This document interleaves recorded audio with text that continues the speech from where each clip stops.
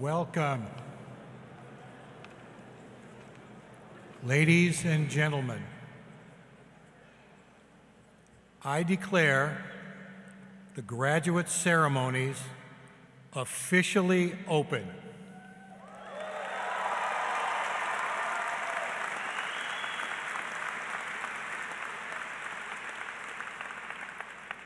We will begin our ceremony with Rebecca Cunha, class of 2013, singing the national anthem. We ask that you remain standing during the national anthem and for the dedication of this ceremony offered by Reverend Nikita McAllister, URI Chaplain, American Baptist Churches of Rhode Island.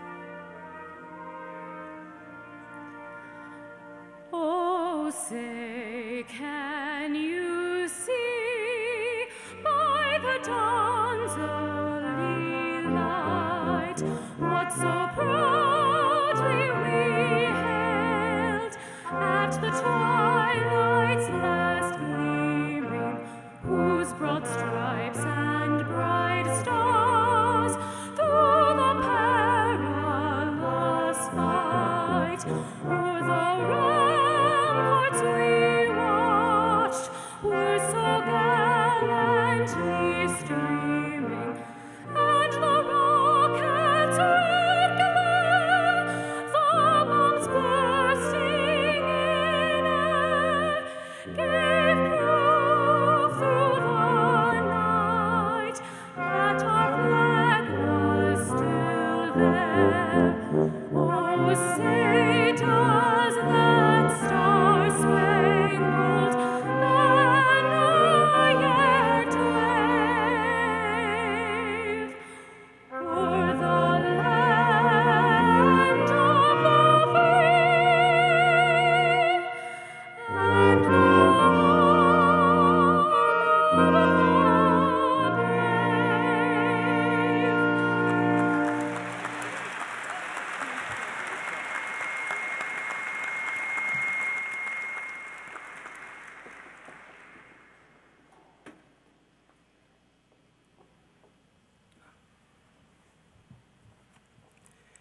First, on behalf of the URI Chaplains Association, please allow me to offer greetings and congratulations to the class of 2014.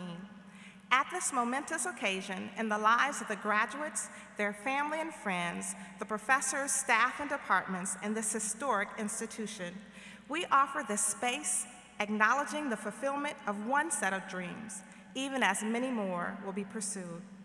Let us also honor the many hours of study, research, and energy spent on the meticulous details like the commas, periods, and footnotes, time spent to create a masterpiece worthy of your studious investment. In the realm of the spirit, this preparation can be recognized as moments of sacred pauses, Sabbath, silence, reflection, and spiritual demarcation to equip and empower us for the journey ahead of impacting lives for generations to come.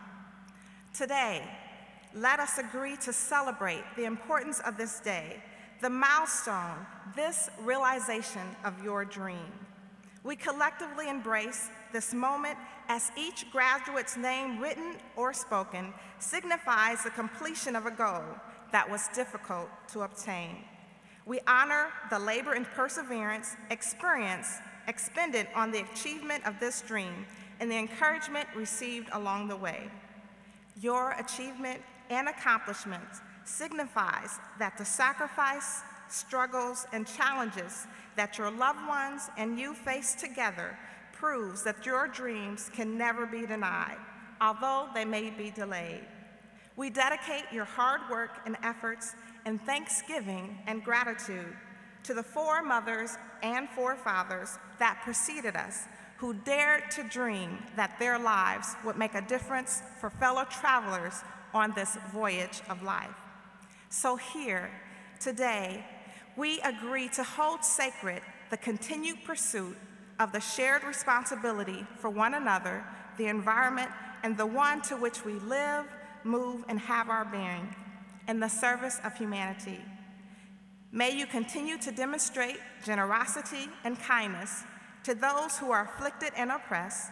May you continue to usher in peace, understanding, and forgiveness to ensure that others' dreams may be affirmed, supported, manifested, and valued. May you freely use your gifts, skills, talents, and resources to the advancement and advocacy of justice for all people. And finally, today, we are invited to dedicate ourselves at this time in the hopes that our individual and collective futures may be filled with prosperity, love, joy, compassion, and cooperation for the common good.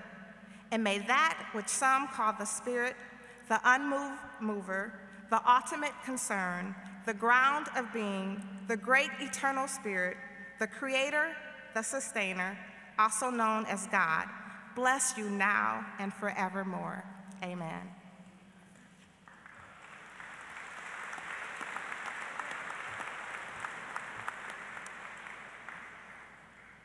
Ladies and gentlemen, Dr. Nasser Zawiya, Dean of the Graduate School of the University of Rhode Island.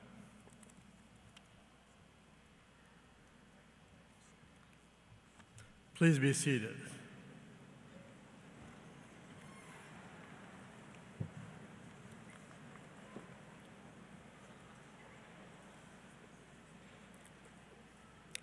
Thank you all for assembling here today as we gather together in celebration of scholarship and professionalism. It is truly an honor to stand before this impressive group of individuals and the loved ones who have come to bear witness to your success. The degree we confer upon you today stands as a testament to the commitment you demonstrated towards advancing your career and enhancing the quality of your life through education. It inspires me. It reminds me life is a journey, not a destination. My friends, your journey may be far from over, but your resume is replete with reason to be optimistic. Think big. You did. Thank you, and I wish you all the best. It is now my pleasure to introduce URI's 11th president, Dr. David Dooley.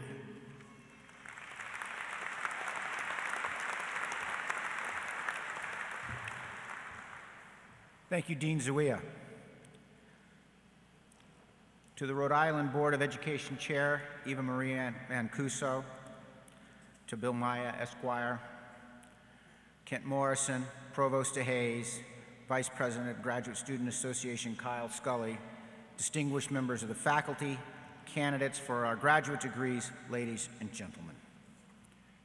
It's an honor and a privilege to share these moments with all of you, your families and friends, and with our faculty who have guided and mentored you all. The degrees you will soon receive serve many purposes, depending upon your discipline, your goals, and immediate plans. For some of you, the degree represents the entrance into a professional life, the essential credential that certifies you as prepared for professional practice. For others of you, the degree awarded today is the foundation for further, even more advanced study. And for some, it is a requirement that must be accomplished in order to pursue your goals, but actually carries no guarantee that you will be able to achieve what you have set out to do. The degree cannot do that for you. That is up to you. Regardless of the individual import of the degree you have earned, it has taken a lot of talent, hard work, sustained commitment, discipline, and even courage to arrive at this moment. It is those qualities that we are here to celebrate, and as your achievements and your dreams that all of us here are honored to acknowledge and support. It's worth noting, I believe, that you, our graduates, already possess more knowledge than the vast majority of people who live on this planet, more than they will ever have. Indeed, you know more now than the vast majority of people who have ever lived. But it is not your knowledge that is your most admirable characteristic. It is your courage and the wisdom you have gained through your time here at the University of Rhode Island. More than your talent or your dedication, it is your courage and wisdom that will determine your success. I hope that you possess the kind of courage not merely to pursue your own dreams, but to help others pursue theirs as well, and that you recognize the wisdom in helping others, since you will require their assistance yourself. By having the courage to dream and to provide support for others to dream, we renew the possibility, which is always before us, to make this world a better place for everyone. I want to thank you in advance for doing just that. Congratulations.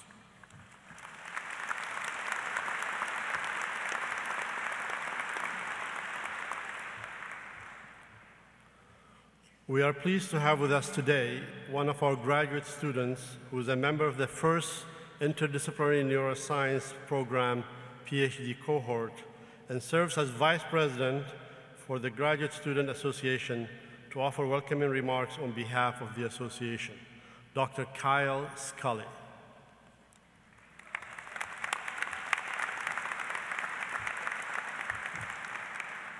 Good afternoon. Wow, guys, look around. This is amazing. Look at how many people are here and care about our success and what we've done. It's a great feeling, isn't it? But just remember one thing, one foot in front of the other. Yeah, we've all heard it before, and sure, it sounds a little cliche, but it gets you moving forward, and I can tell you with certainty that it got me here today. I had the privilege to spend last weekend with 11 other people, all of whom I met during my time at URI, and some of whom are sitting here in caps and gowns. We didn't just spend time together, though. We were in passenger vans for 30-plus hours. As a relay team, we ran from Hull, Massachusetts to Provincetown, 200 miles, almost no sleep, and a few wrong turns later. We made it. We were presented with a challenge that at first glance was daunting and perhaps even impossible, but we did it. Sure, we were a little beat up, a little sore, and definitely tired, but we never stopped. We put one foot in front of the other, and when we felt like we couldn't make it, the team was there to pick us up. lift our spirits, and help us reach our goal. Not unlike today, not unlike graduate school. We made it. In this moment, we sit here on top of the world. This is our moment of triumph, our day to celebrate all that we've achieved. We're the leaders, the radicals, the thinkers, the teachers, and some of us might even be the boss, which I don't know about you, but that's a little scary. But we didn't make it here alone, and we owe many thanks to the people who pushed us to strive for greater things and do more than we thought we could. So to the faculty, staff, our family and friends, thank you. The race was long. Longer for some of us than others, sure, but we're at the finish line together, celebrating our success, our graduate education. Yes, we aced all the tests, wrote all the papers, and proved our academic merit. But B.F. Skinner reminds us, education is what survives when all that you have learned has been forgotten. In the next few days, weeks, months, we'll all dive into something new. The equations, the definitions, the dates, those are all going to fade from our memory. Our education is more than the grades or the degree. I stand before you changed by my experience. Here are a few of the lessons that will remain with me when everything I've learned has been forgotten. Take the leap, sometimes without looking, in order to follow your passions. Never lose your enthusiasm.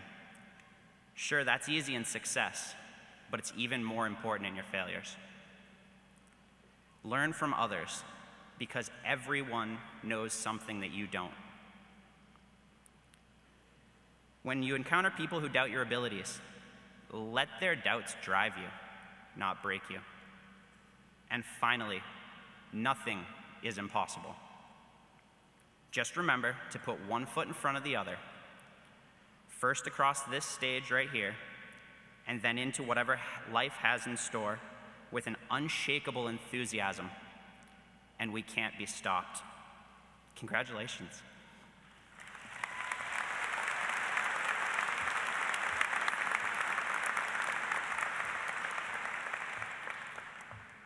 Ladies and gentlemen, speaking today for the Rhode Island Board of Education is Chair Eva Marie Mancuso. Please welcome Chair Eva Marie Mancuso.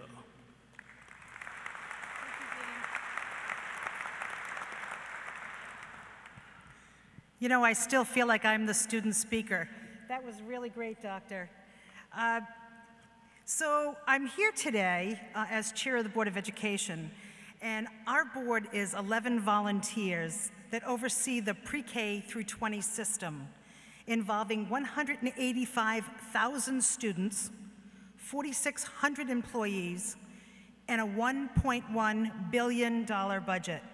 So why do this volunteer work? And I'm telling all of you, it's to stand here today. Commencement, we are allowed to share in the pride.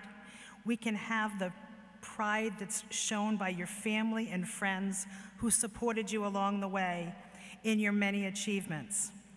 As you look ahead, draw on the perseverance and confidence that brings you across the stage today. And please don't forget your alma mater, because after all, we are Rhode Island born and Rhode Island bred. And when we die, we'll be Rhode Island dead. I was fortunate enough to have the same undergraduate degree that you have also. So go out there and encourage students, volunteer. And I know someday, although it feels funny today to even talk about it, you will also fund scholarships. Go out and live your life with integrity and hard work. Take risks, seize opportunities. As someone wiser than me said, life's journey is not to arrive at a grave safely in a well-preserved body, but rather to skid sideways, totally worn out, shouting, "What a ride." Go for it, class of 2014.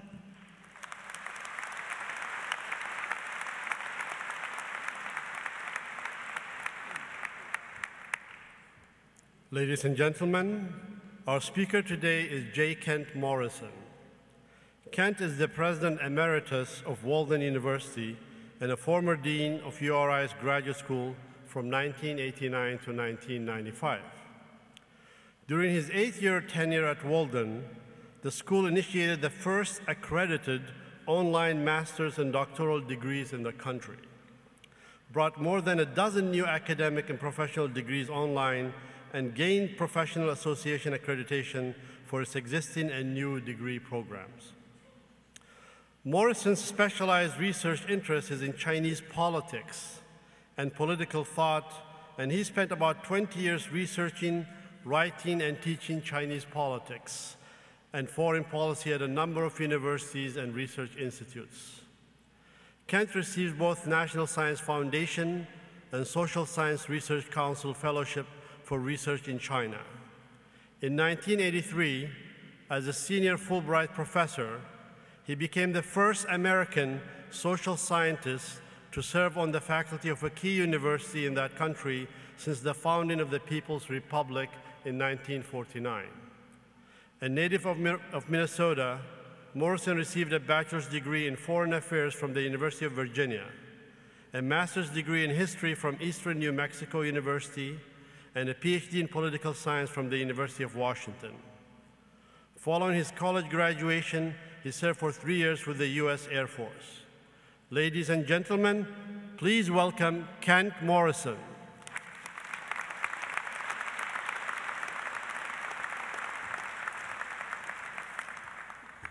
Good afternoon. Is this a great day or what? Gentle springtime rain before dawn, the sun came up, the flowers are out, the birds are doing their thing, and lots of happy people.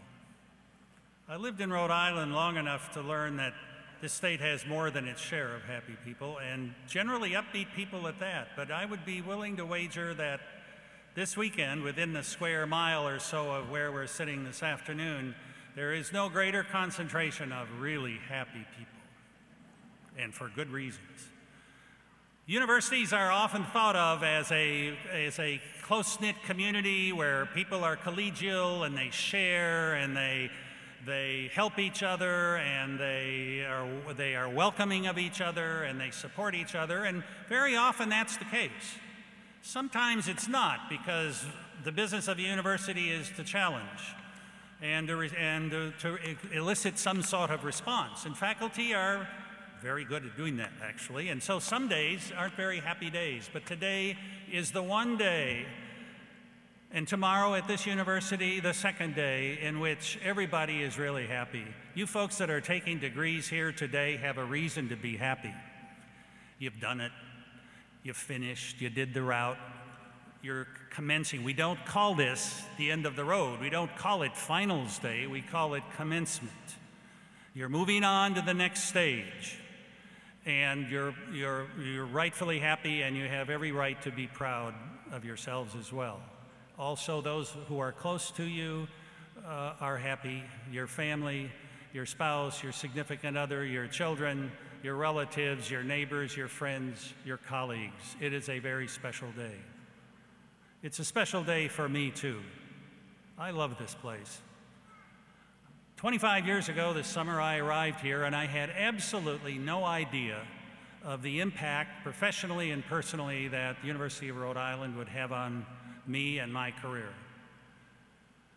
I'd spent 19 years at another research-intensive university in Salt Lake City, the University of Utah, and it was time in 1989 for a variety of reasons, not the least of which was Tiananmen that happened in that spring.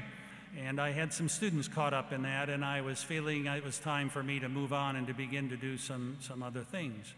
And so when I told my faculty and administrative colleagues there that I was coming to Rhode Island, they said, "You're going where? And you're doing what?" They don't have any real mountains in Rhode Island. They don't have any real trout in Rhode Island. There's no real skiing in Rhode Island. And the people, they're in your face. They talk loud, they talk fast, they talk funny. And then my political scientist colleagues had to remind me there are two theocracies in the United States. You've been living in one for 19 years, and now you're moving to the other one. And they were right in a way, but really, what I gained here, I thought I would never gain, professionally or personally. I think I was a better faculty person here as a dean than I was for 19 years as a faculty person at my previous institution. And I learned that from this faculty. They were exceptional. They were in your face, they talked funny, they were loud, but they were just exceptional. The first week that I was here, I realized that there was a minority funding support program from the U.S. Department of Education called the Patricia Roberts Harris Fellowship. And this university had never applied for it, and I'd happened to have directed one at Utah, and I sort of knew the wheels in Washington. And we had a week before the RFP had to be responded to. There were 9 days, and I talked to my boss, the provost, and I said, "What do? We need to apply for this." And he gave me the names of 5 people. And the next day, 7 faculty and 5 students from 4 different departments showed up in my office. And believe it or not, 9 days later, they wrote the grant, the request. I didn't know this faculty, I didn't know this institution. I did a little minor editing, and lo and behold, we got funded the first year. And those were faculty and students from diverse departments who got together and did it quickly. I'd never seen that before. Where I came from, it was war on this ground. So I learned a great deal from that group, and the students who were here were exceptional, and the people that I worked with in the administration were exceptional. And I hadn't been back here to really look around until yesterday, and I've got to tell you, I was stunned at this campus. You have no idea the changes that have happened here in the last 20 years. The mantra in those days, they were tough days, and I know they're always tough days at URI, and they're really tough days at universities, and I'll come back to that later on in my talk. But it was also almost as though the mantra here was deferred maintenance, and it kind of showed because the place was kind of falling down physically. But it sparkles today, and President Dooley, to you and your colleagues and your predecessors here, congratulations. It's terrific. Thank you very much for that. And to the people of Rhode Island who support this university, it's exceptional. It's exceptional. I'm also happy to have the opportunity and the honor to join those of you here today who, well, we like to get dressed up in our familiar but our kind of funny costumes. I brought mine home from my graduate degree alma mater, and my 4-year-old son said, "Oh, can we use that at Halloween?" And it put an idea in my mind, and I'll come to that in just a moment. But my favorite story about the garb we're wearing today is Mark Twain, who allegedly, he was invited to Oxford in 1906 for an honorary doctorate. He was one of the most famous people in the world at the time, and probably, without doubt, the most famous American. And they brought him to give him an honorary doctoral degree. And they decked him out in those Oxford robes, those ruby red robes that look a lot like Pope's gowns to me, but they're very colorful, and some of you have those on here today. Very classy. And they robed him and they hooded him, and they gave him his degree, and they hooded him, and he stood at the rostrum to speak, and everybody was waiting for words of wisdom from Mark Twain, and he held up the sheepskin. He said, allegedly, I could not verify this, but it sounds like Twain, "I don't know anything about this doctoral thing, but the duds are okay." And my son, after I told him that story, still, he's a bench scientist. He's the only one in my family that took a doctorate after I did, but he still calls them duds. And he wouldn't be caught dead anywhere near them.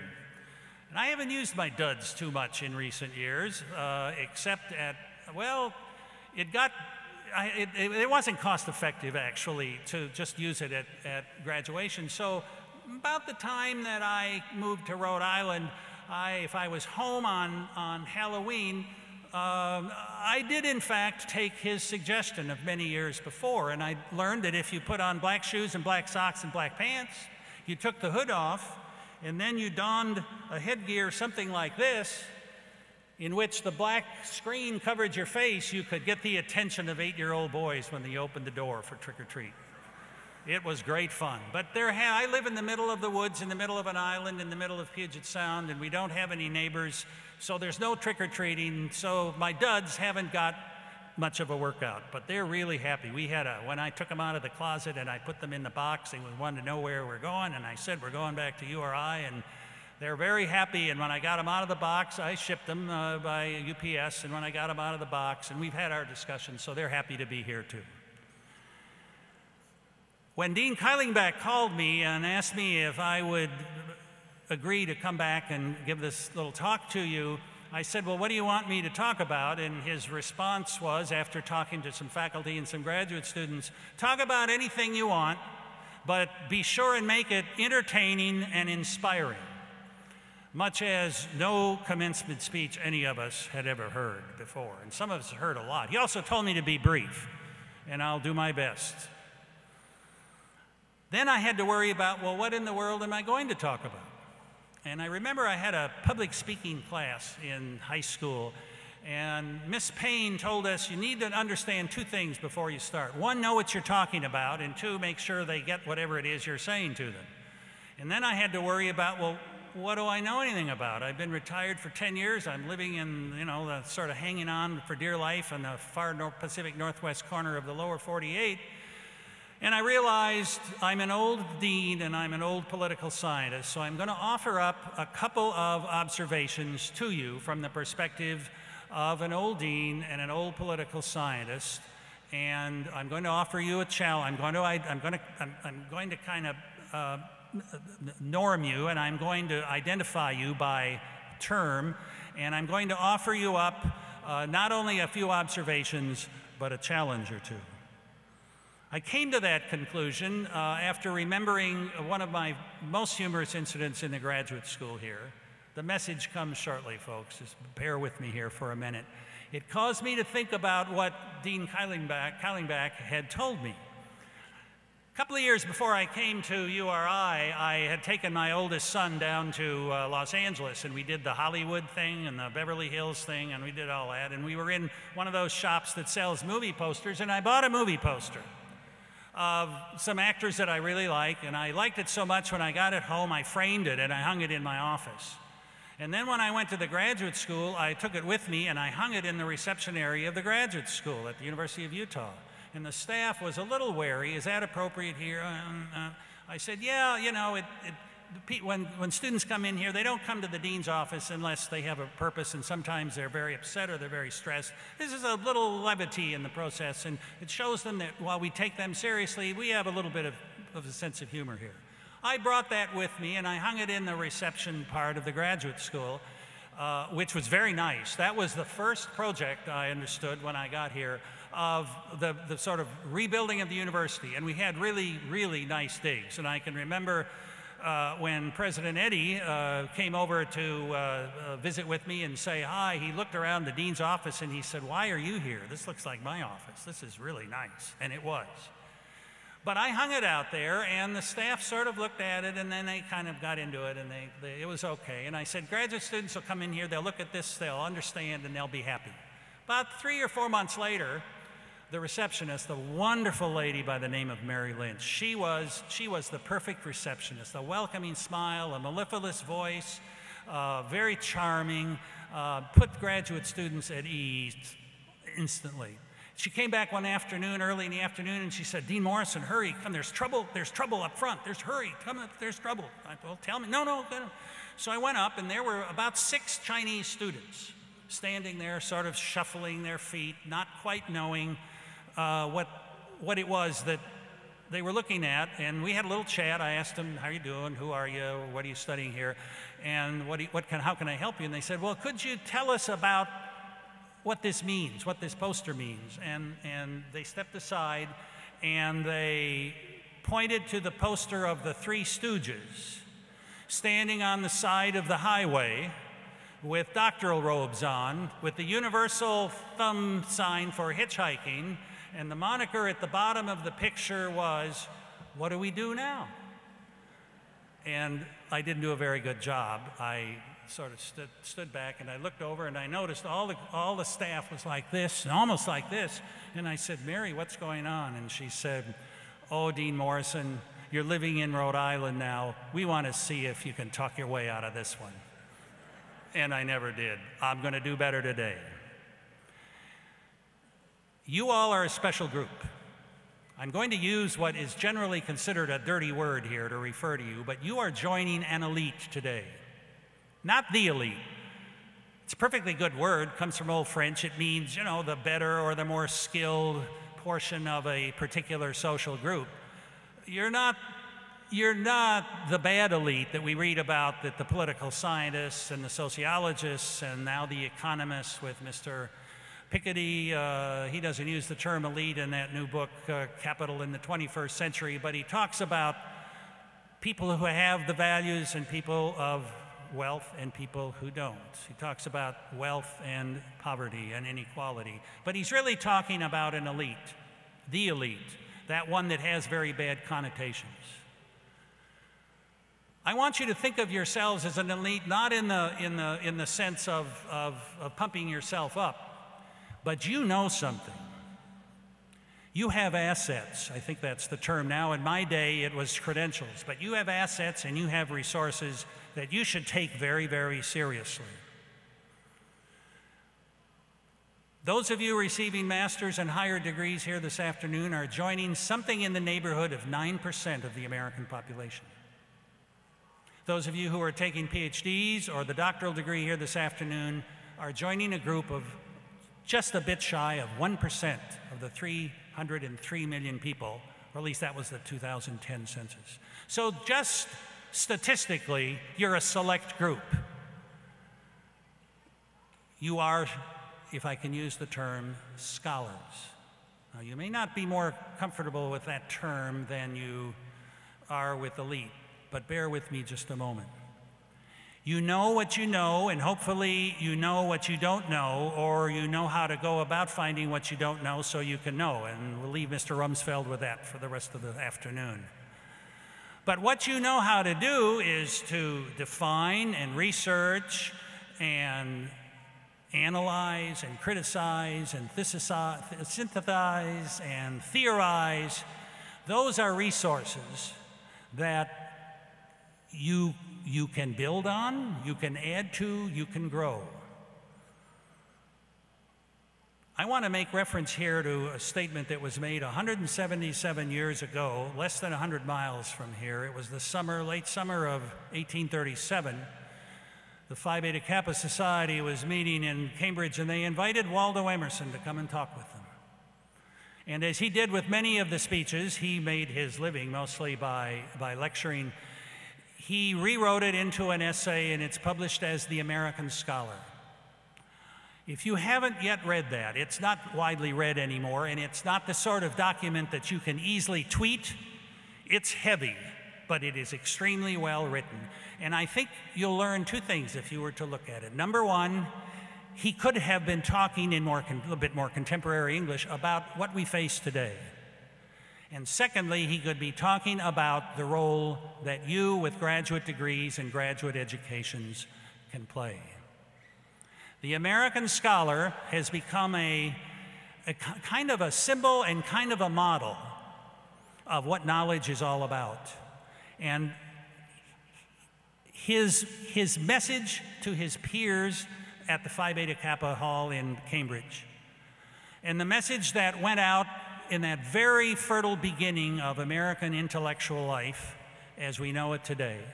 And just 30 years before the first research university, Johns Hopkins, offered up the first graduate doctoral degree. What Emerson was saying was the resources that you have are essential. Your learning is not just for you, and it's not to be used as some sort of a piece of envy or a particle of pride. It's what you have that you must use. The man of inaction, the scholar, the man and the woman of inaction are useless. You are universities of knowledge, and use it. I think we have seen in this country, and the world has seen in those same years, an explosion of knowledge. There was reference made to it here just a few moments ago, how much we know today that they haven't known in the past. And a great deal of that is as the result. I would say the bulk of that. I would argue the most important among those came out of research, graduate education, individuals who had many of the same kind of assets that you have here. They applied them. They discovered them. They integrated them. They did it in terms of passing it on to others, various forms of scholarship. They were people of action, and they were people of commitment, and they recognized the value of knowledge. They weren't making the case, certainly Emerson wasn't making the case for any particular political point of view or economic reasoning or any of that order. Use your assets for a better world. Use your assets to promote the values that we all share, which of course have to do with knowledge. And excuse me if you're bothered by the word elite, but in the best sense of that term, and it's a perfectly good term. A scholar, I wouldn't go around particularly advertising that you're a scholar. I did that actually when I went back to Salt Lake City, and I had my doctoral degree, and I had my job, and I had my family, and we found a French restaurant where you could actually get a glass of wine in Salt Lake City. And I would call up and say, this is Dr. Morrison, can I have a reservation for 2 or 4 or whatever? And I got to be known as Dr. Morrison. And you know what happened. One night in the middle of the winter, the waitress came out and said, oh, Dr. Morrison, hurry, hurry, come in the kitchen, hurry. And I thought, oh, something. My wife said, the babysitter, what happened to the kids? And I went in, and it was immediately obvious to me. The cook was on the floor with a soup ladle in his hand, and they said, Dr. Morrison, please help us here. And that was the last time I was known as Dr. Morrison. So common sense you're going to have to find on your degree does not assure you of the common sense or good judgment. Hopefully you've learned that in your life, and hopefully you learn that in your discipline, and hopefully you learn that in your specialty, and hopefully you carry that away from your graduate faculty and your peers here. That's the old dean's message. The old political scientist message is this. I suspect most of us here would like to think, we either think or we would like to think we live in a democracy. Whether you're from this country or not, the democratic model is the one that is highly prized everywhere. And I suspect that if you didn't prize it and you're from another place, you wouldn't be here. And I suspect everybody here prizes that. The basis of a democratic society is participation. If you don't participate, what is it? What's that old phrase? If you don't use it, you lose it. If you don't participate, the system suffers. And I'm now going to make the case to you that your social and political and economic system, whether it's in this country or some other country, is in deep trouble, and it needs help. It needs your help. You are, after all, the people who know how to ask questions. You know how to develop answers. You know how to raise issues of values and norms and have a set of credentials that sets you apart from others. And that was Waldo Emerson's message to you. Action. Of course, you're going to be a citizen in the normal course of things. You're going to probably vote. You're going to take an interest in your local school board. If and when you have children, you're interested in the potholes in the street, et cetera, et cetera. I'm not making the case to you to represent any particular point of view or any particular ideology or any particular issue, but I suspect that in this room this afternoon, we could raise all of the issues that you think confront us as a species globally or as a people nationally or locally or regionally, and I would be willing to bet my duds that there is at least one person in this room that is knowledgeable on that issue and could inform us about that issue. So what I am asking you to do and challenging you to do is to act accordingly. Grow your assets. You're at the beginning. You're at commencement. Grow your assets. Use good judgment. Remember your values. And remember and be the individual, be the scholar, be collegial, but have courage.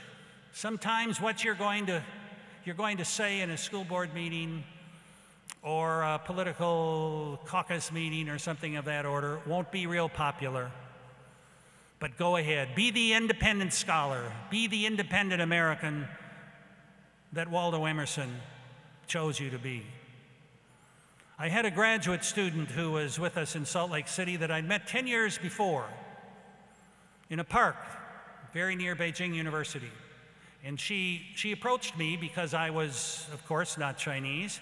And she asked me if I was American, and I said yes. And we started having a conversation. Long story made short, 6 years later, we were successful in getting her to the University of Utah and do a degree program in political science. She was one of those rare individuals who went to school during the Cultural Revolution, the only university in China that remained open, Shanghai Foreign Languages Institution, and she studied English. She came from a family of, well, her name is Shahong. It means Red Society. She got to the Shanghai Foreign Languages Institute because of her family's political connections. Her father didn't know how to read until after 1949 when he was in his 40s. She was a Red Guard.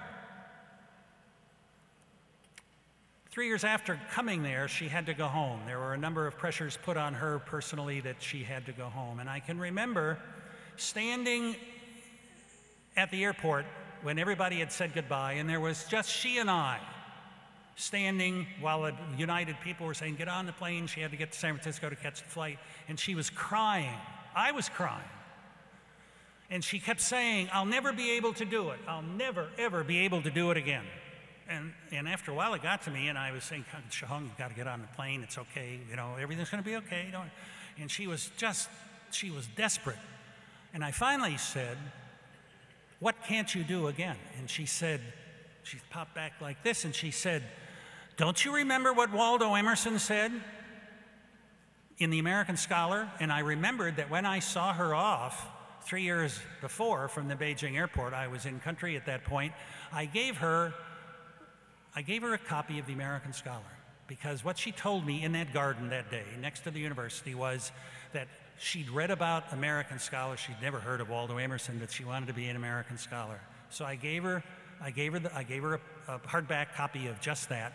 And she said, as she was leaving, I'll never be able to do that again. And I asked, what? And she said, don't you remember where Waldo Emerson, at the end of that essay, when he was making the case for the American scholar to be independent and to act and to be efficacious and to participate? And those were all terms she learned in her master's program at Utah. She didn't have those terms when she got there from China. What she did remember was, don't you remember what he said? We will walk with our own feet. We will work with our own hands. We will speak with our own minds. That's Waldo Emerson. 2 years later, I was in the square in Beijing, and she was there. I went with her from her university. We rode bikes down to the square. We're bringing food to her fellow students. She was a professor she was an instructor. They didn't have professors quite yet. And she was on her way down, and we rode down. It was the middle part of May, about 25 years ago last week. And I could tell there was going to be trouble there, and I had 2 American graduate students doing research in Beijing at that point in time. I took them home with me. But she insisted on staying there, and things got really bad the next month, really, really bad, if you recall that. And I kept trying to call her. She lived in a faculty compound at the university, and there was a telephone on the first floor of this third three-floor kind of dormitory. And finally, the day after those tanks were in the street, I got through, and it wasn't her, and I asked for her, and he said, wait a minute, And about 5 minutes later, she got on the phone, and she knew someone was listening, and I knew someone was listening, but we had this conversation. She assured me that she was okay. She'd gotten an ulcer when she was in her program at Utah, and she was sick, so she stayed home. So it was time to say goodbye, and she knew it, and I knew it, and she said, "Dr. Morrison, will you do something for me?" And I said, "Yes." She said, will you go and talk to my other professors and to my students and to my friends and to my colleagues, and will you tell them two things?" "Of course," I said. "One, I'm okay. Two, Waldo Emerson lives in China." She is now a full professor at a New England university. And there's a URI part to this story that relates to her husband and I. We are eternally grateful to the department, to the College of Engineering for their assistance in getting her back to finish her degree. The power of knowledge. Look where she is. Look where her country is. Waldo Emerson is out there. I would like for you to make sure that he is out here. And with that, I'm going to close, but first I want to say something about my duds. They told me on the way over here this morning they don't want to go back. They don't want to go in a box back. They just don't want to go back to the mossy woods of the Pacific Northwest. So we decided it would be a pretty good idea if they could stay here. So if any of you are interested, I got a deal for you. And if you promise to wear these robes, and go to a faculty meeting that's contentious, or a departmental meeting, or a school board meeting, or a political meeting, or a stockholders meeting, if you promise me you'll wear this, I'll throw it in for nothing. And if you're interested, see me after the ceremony. I got a deal for you. And with that, to you who are graduating, we honor you. We are happy for you. We are pleased for you. We are proud of you. We honor you.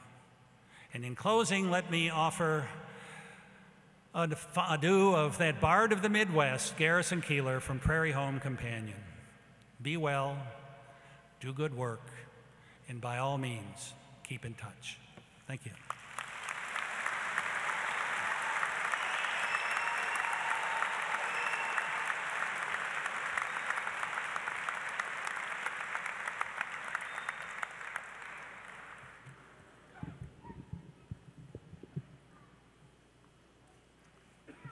Will the candidates for the degree Doctor of Philosophy please rise?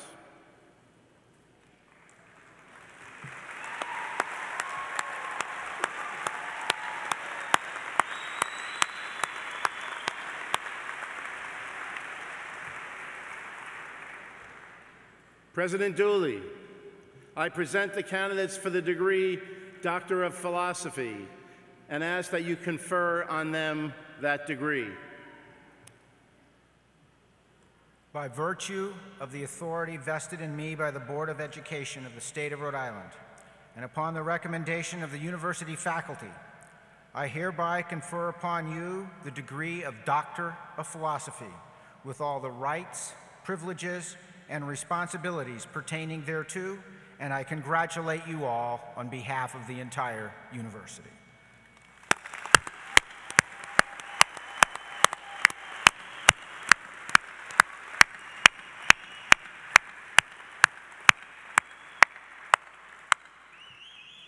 You newly minted doctors should approach the stage to be hooded by your major professor and the provost.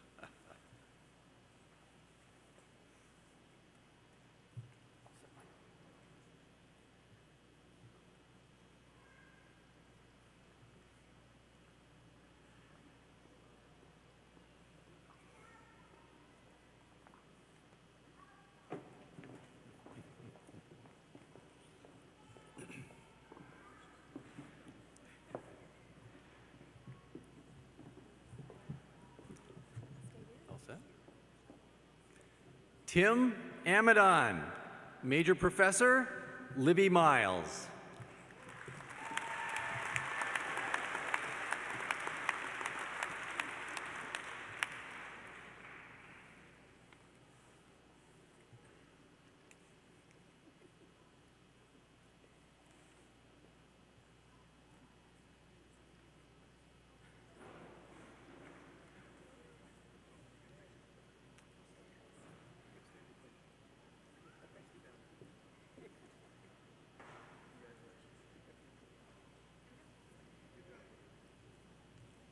Nicole M. Oil, Major Professor, Mark Robbins.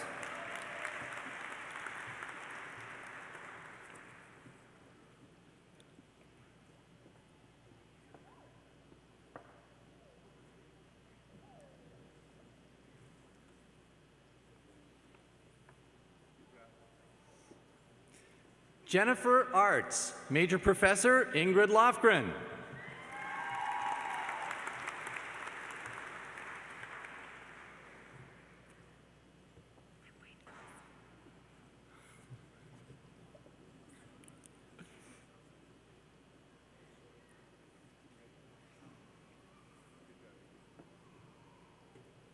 Stephen Babin, Major Professor Wayne Velliser, hooded by Lisa Harlow.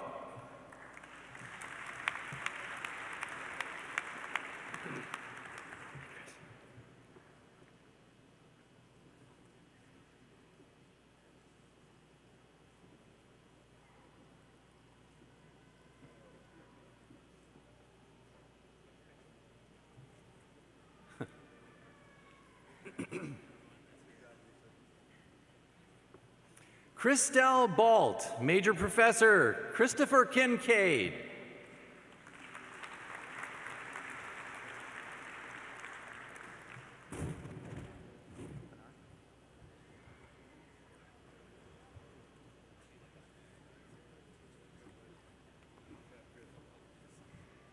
Amir Banari, Major Professor, Stefan Grilly, Hooding Professor, Christopher Baxter.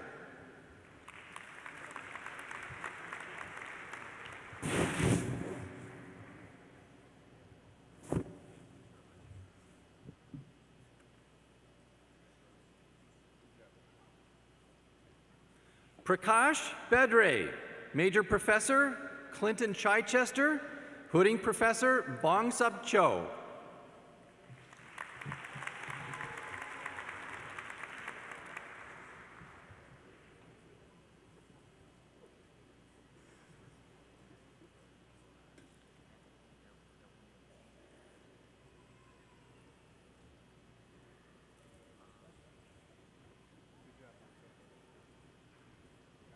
Elizabeth Bloom, Major Professor, Patricia Burbank.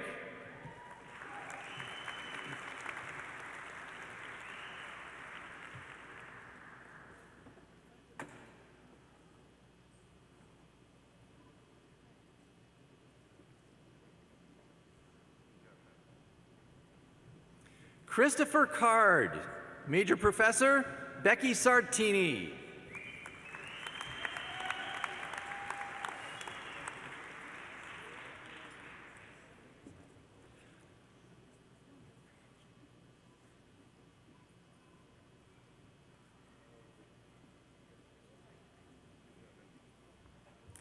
Celeste Cavaness, Major Professor, Kathleen Gorman.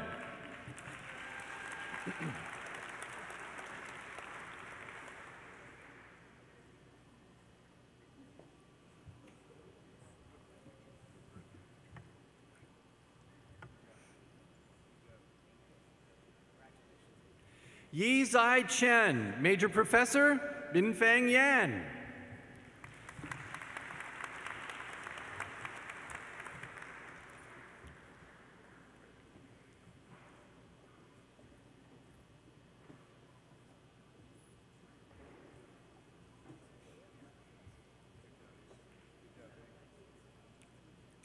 Yun Chu, Major Professor, Otto Gregory.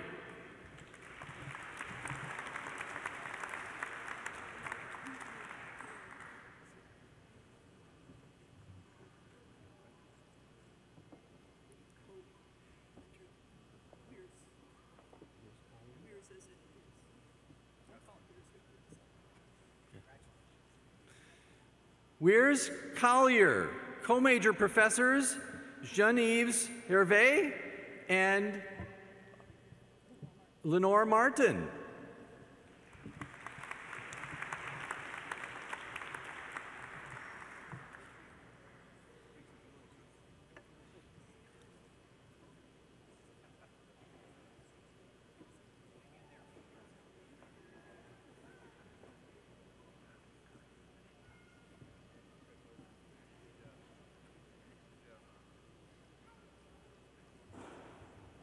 Jennifer Connolly, Major Professor, Peter Adamy.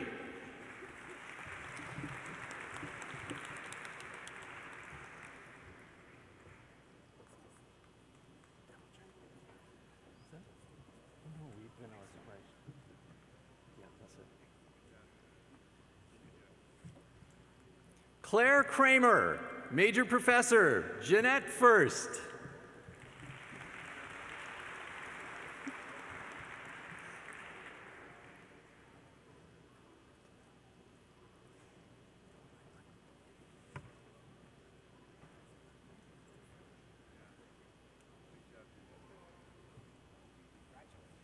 Shante Delalu King Francis, Major Professor, Carolyn Fleur Loban, Hooding Professor, Ann Seitzinger.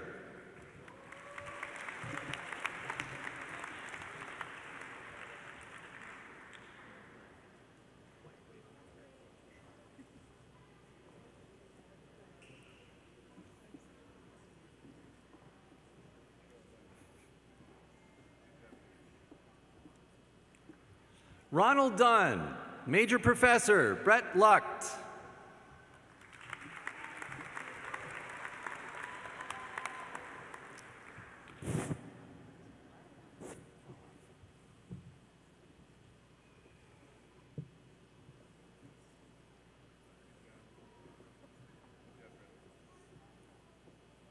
Angela Frolov, Major Professor, Lisa DePippo.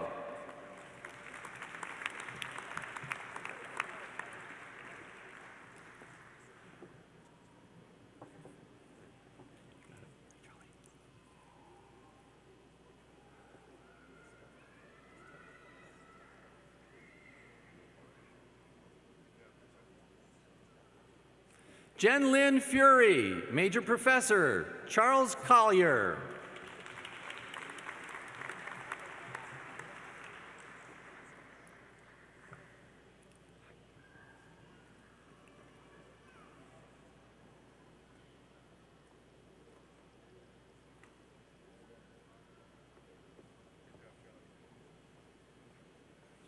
James Gorham, Hooding Professor, Martha Rojas.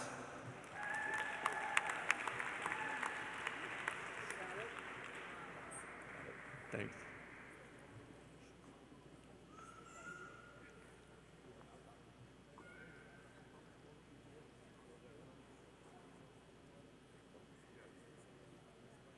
Maggie Gorayas, Major Professor, Patricia Morikoff.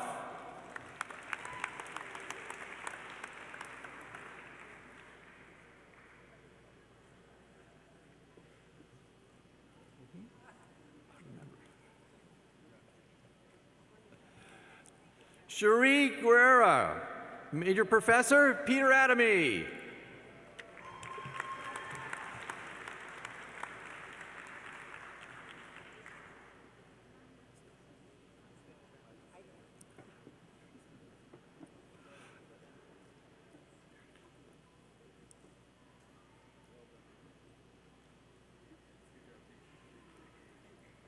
Stephanie Gerton, Major Professor, Gabrielle Cass-Simon.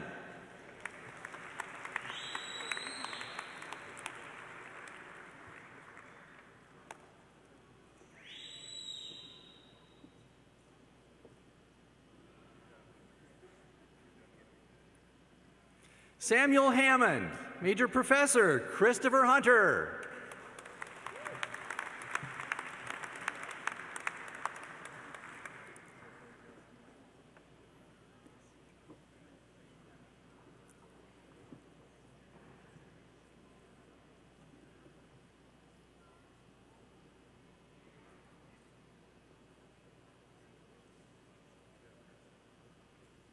Nicholas Heater, Major Professor, Arun Shukla.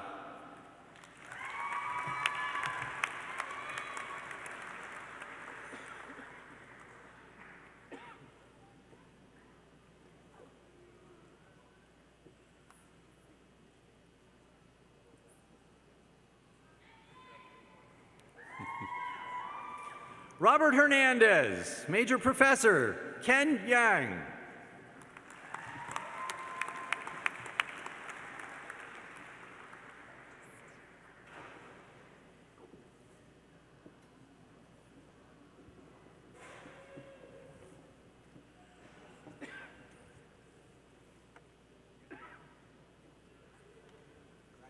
Julie Insignaro Santos, Major Professor, Emi Uchida.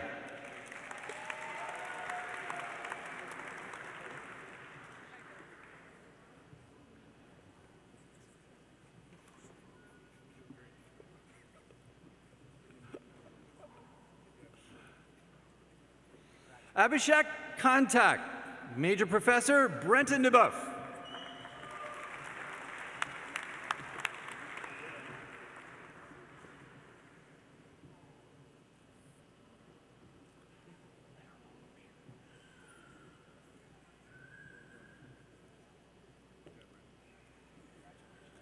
Lara Kaplan Goodrich, Major Professor, Ellen Flannery Schroeder.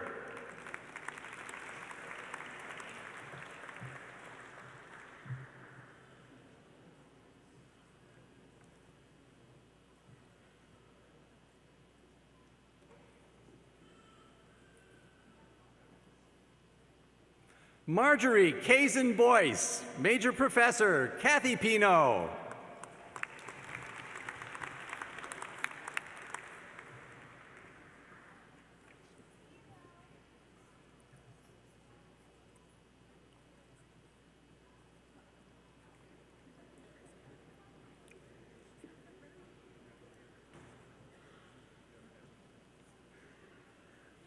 Caroline Killian, Major Professor, Navindra Siram.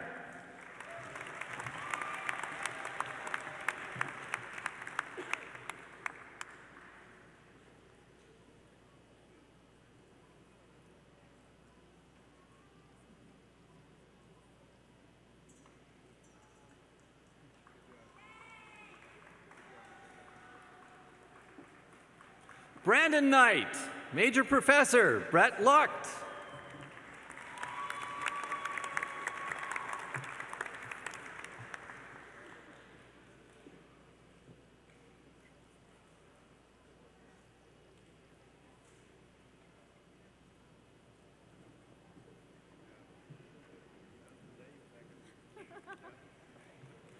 Jennifer Lee, Major Professor, Michael Pennell, Hooding Professor, Libby Miles.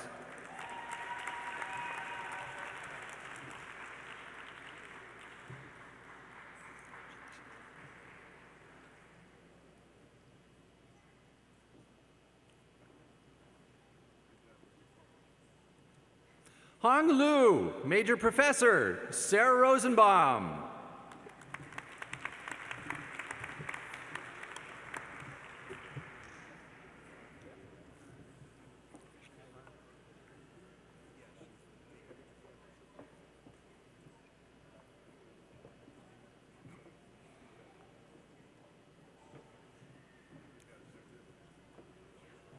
Fu Luo, Major Professor, Godi Fisher.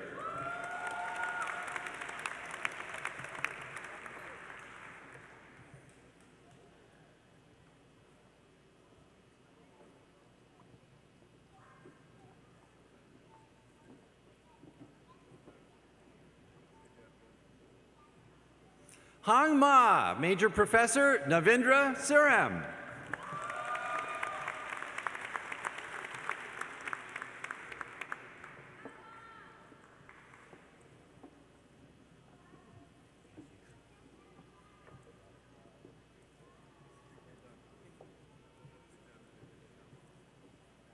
Monica Mabe, Major Professor, W. Grant Willis.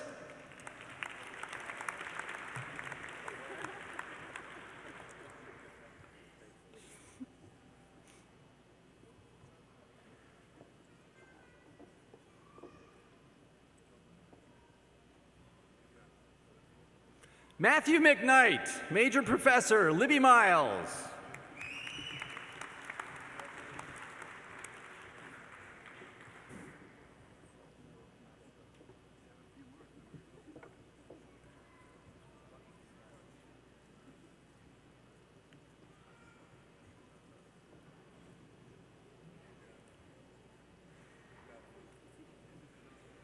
Swapnil Malakar, Major Professor, Dave Worthen.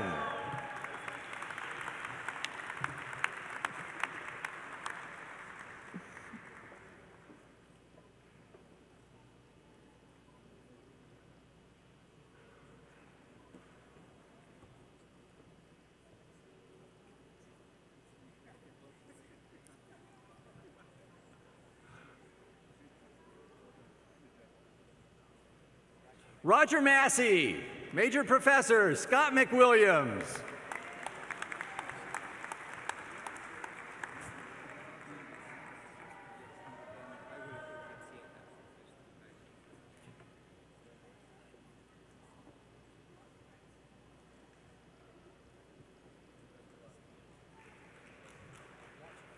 Sebastian Mendez, Co-Major Professors, George Ciatis, Dave Taggart, Hooding Professor, George Ciatis.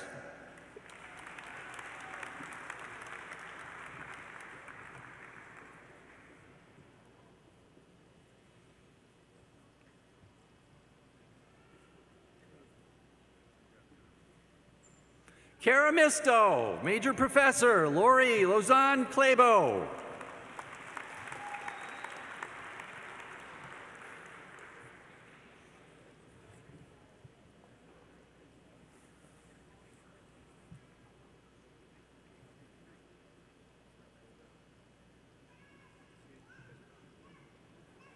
Adam Moore, Major Professor, Joanne Eichinger.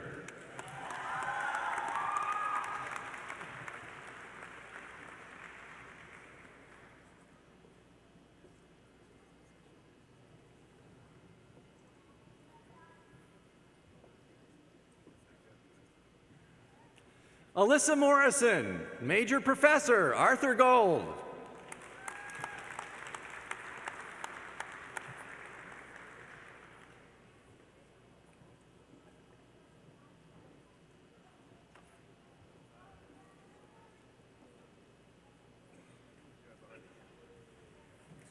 Jessica Nash, Major Professor, Jeffrey Green.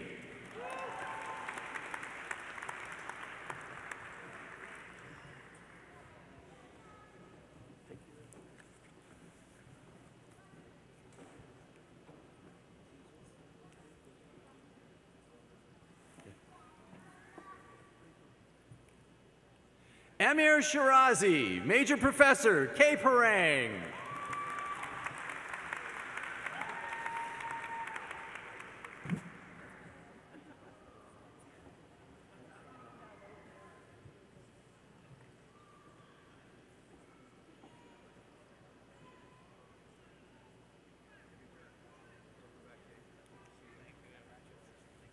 Un Sun No, Major Professor, Brian Quilliam.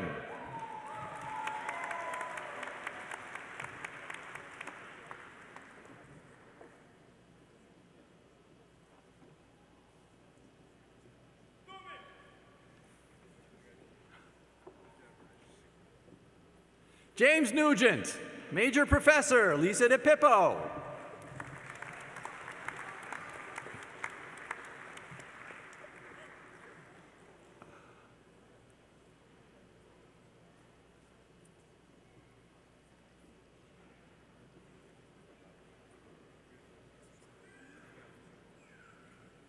Albert Nyack, Major Professor, Brad Seibel.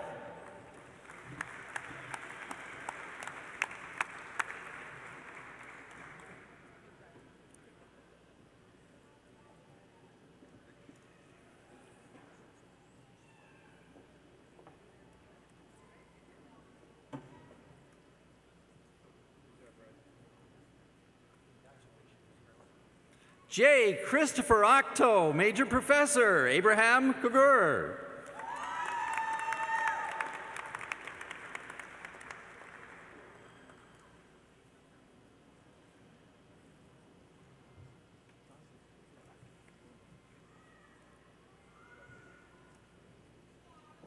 Dong Hu Oh, Major Professor, K. Parang.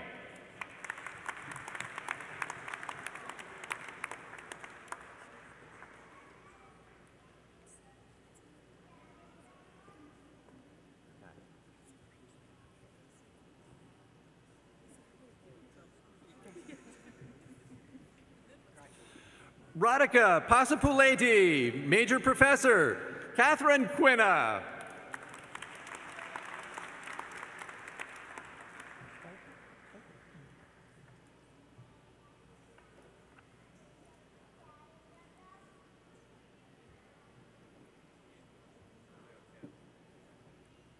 Caitlin Pfeiffer, Major Professors, Wong Cook, Nancy Eaton, Hooding Professor, Nancy Eaton.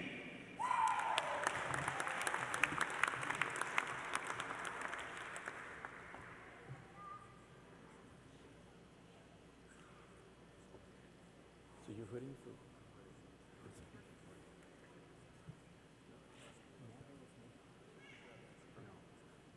No, but okay. Chusak Porn Singh, Major Professor, was Manbir Sodhi, Hooding Professor, Christopher Hunter.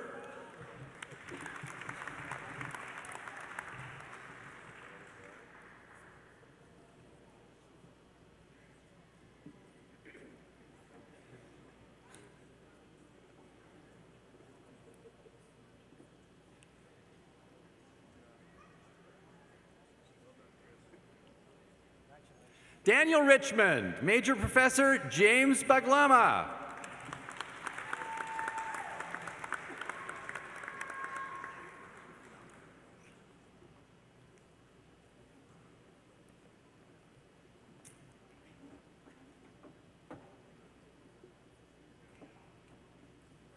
Sylvia Ross, Major Professor, Deborah Erickson Owens.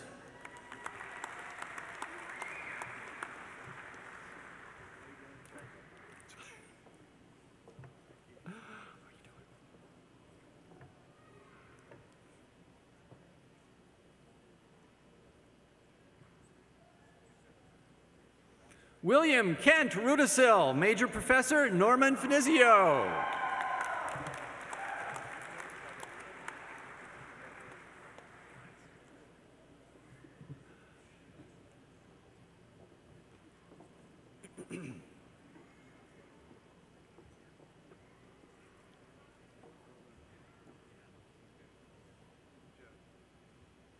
Courtney Schmidt, Major Professor, Rebecca Robinson.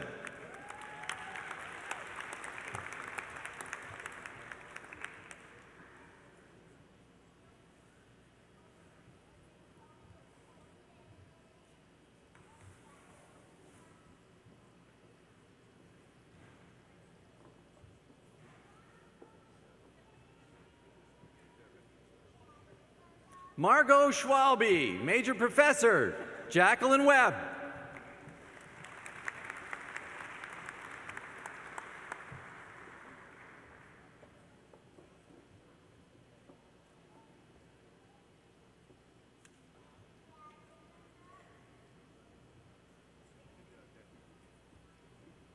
Kyle Scully, Major Professor, David Worthen.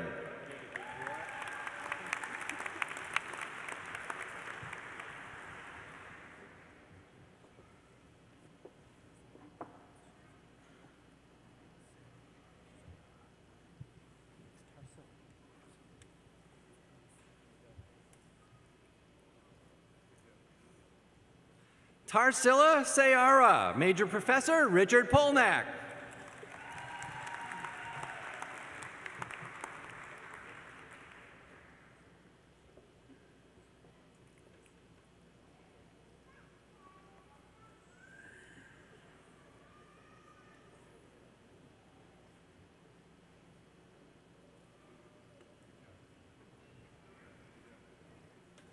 Diana Smith, Major Professor, Nancy Eaton.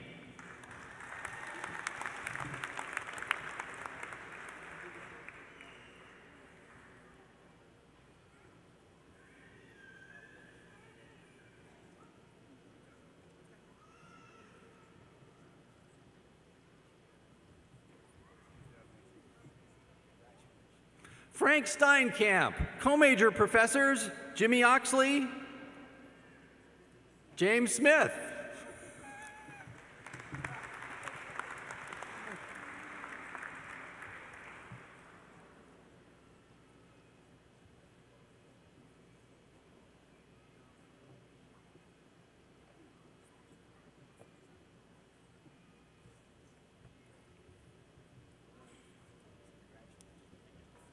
Beth Ann Tech, Major Professor Minsuk Shim.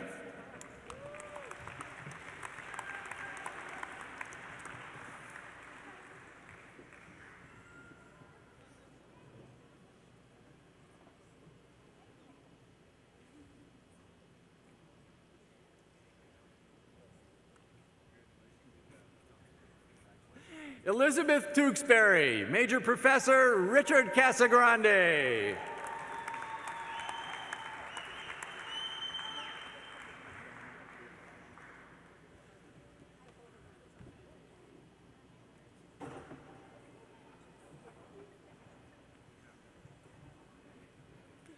Damika Miracodi, Major Professor Yana Reshetniak, Hooding Professor Nasser Zawiya.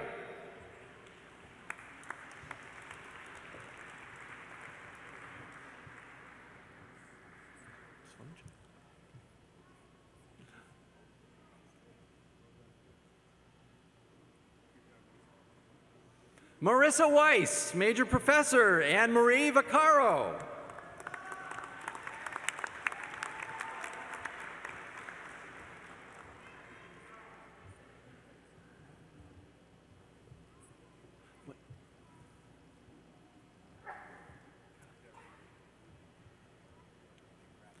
Sravantha Wadlamanati, Major Professors Jimmy Oxley and James Smith.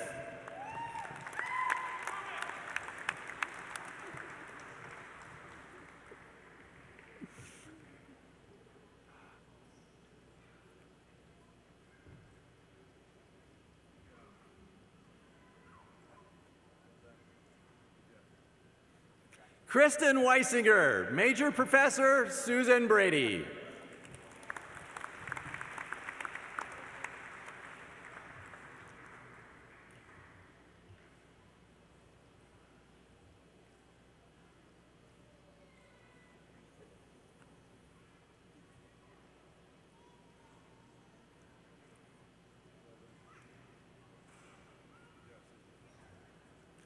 Rebecca Williams, Major Professor Karen Wishner, Hooding Professor David Smith.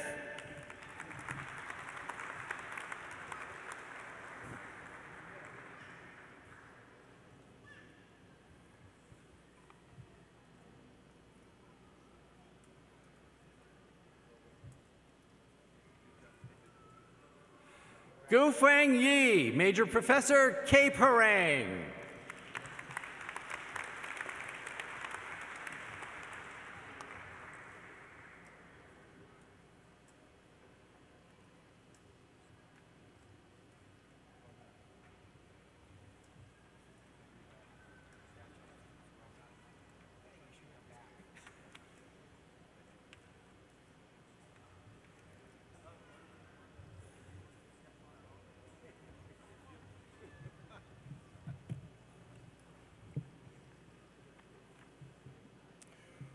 Will the candidates for the degree Doctor of Physical Therapy please rise?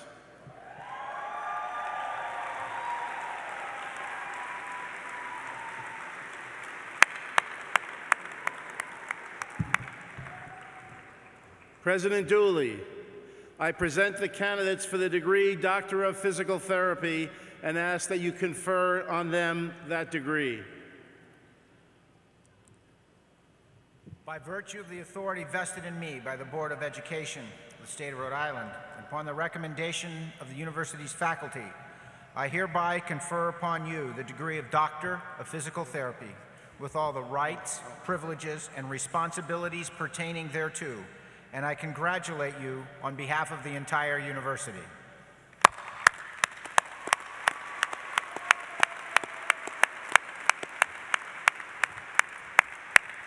Doctors, please approach the stage.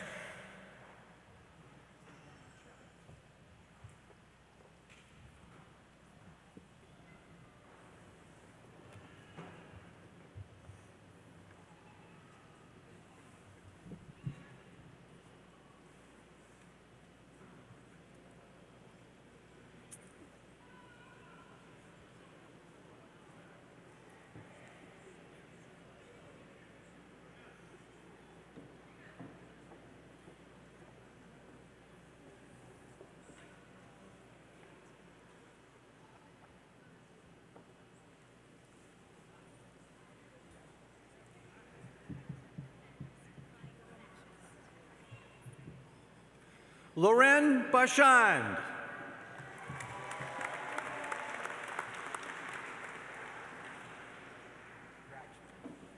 William Barbieri.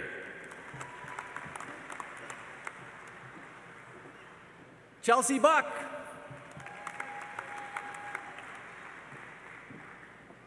Brandon Byrne.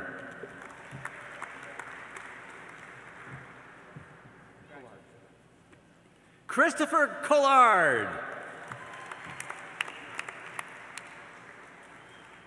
Katrina Crosley.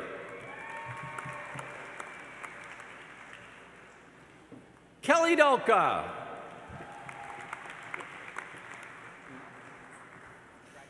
Nicole Enos. Christopher Grant.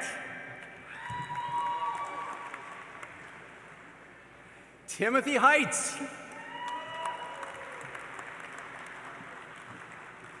Rory Hartnett.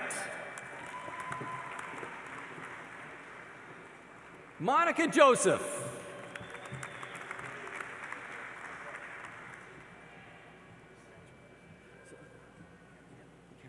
Kyle Lacasse. Jillian Lewis. Caitlin Lease.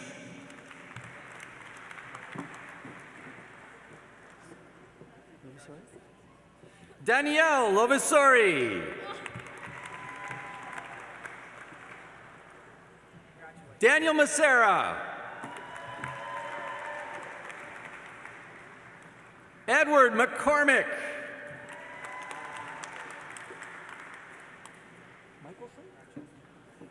Nicholas Michelson.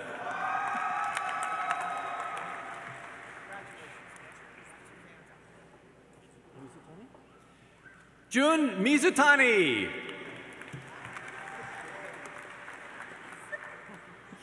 Caitlin Monahan. Brenna Rock. Jessica Simmons. Emily St. Pierre. Matthew Thatcher.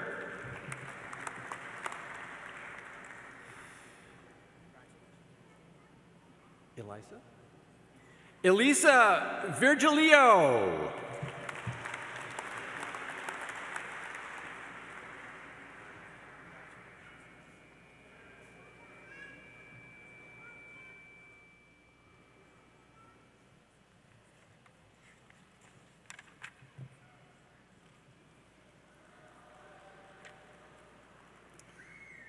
Will the candidates, sorry about that.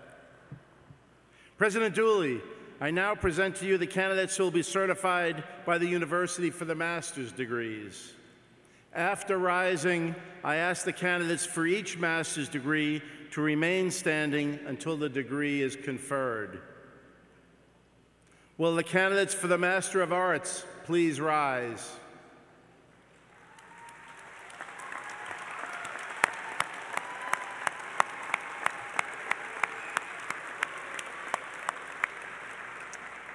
Will the candidates for the Master of Science please rise?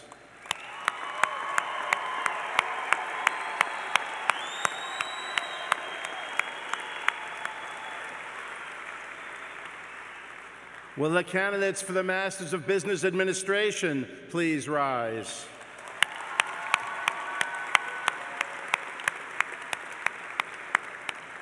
Will the candidates for the Master of Environmental Science and Management please rise?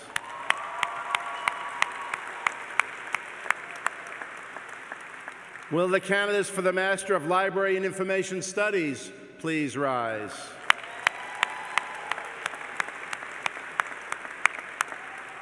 Will the candidates for the Master of Marine Affairs please rise?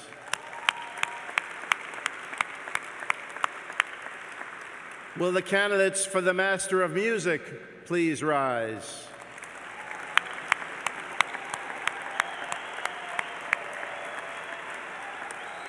Will the candidates for the Masters of Oceanography please rise?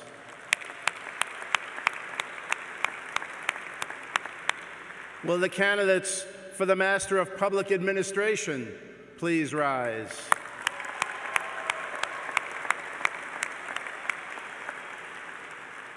President Dooley, I present to you these candidates for the master's degrees in course and ask that you confer on them their degrees.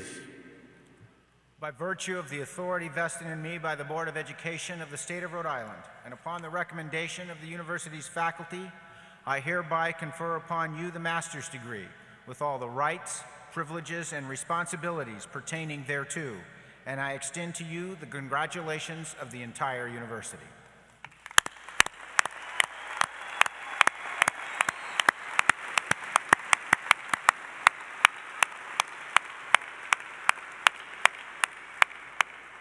Masters, please be seated.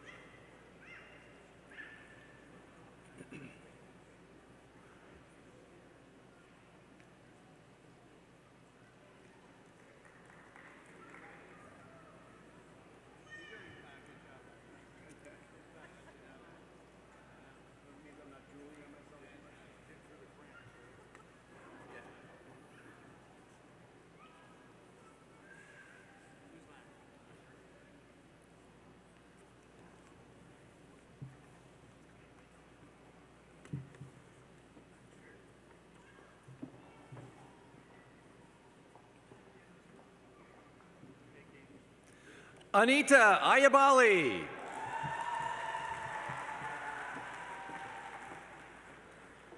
Michael Bernstein.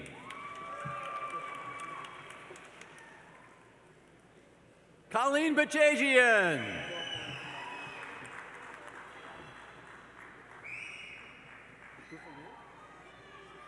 Ashley Bouthalier.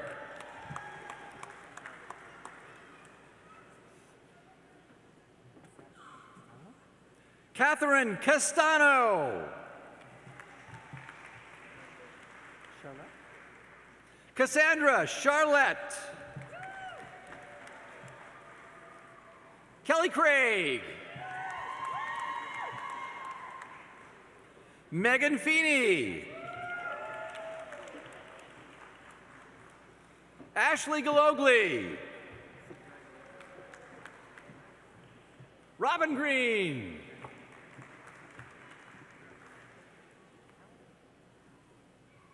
Abdu Halik.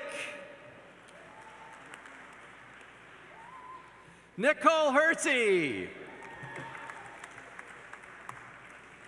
Scott Holland.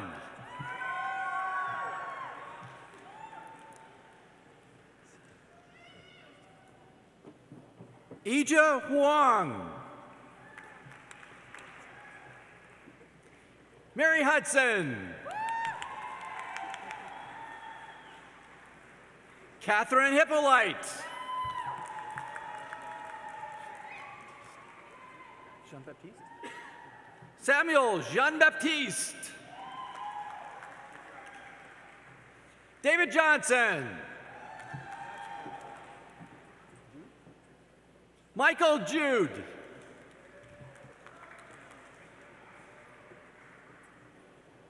Yating Law.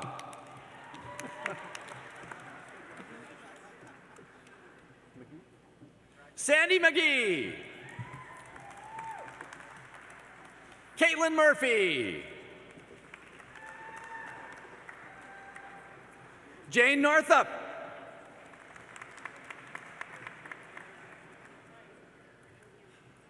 Alice Othiambo.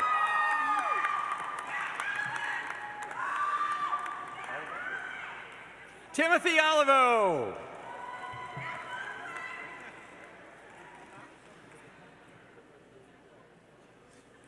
Yarmir Ortiz Frontera. Gregory Paquin. Quinton? Stephanie Quinton.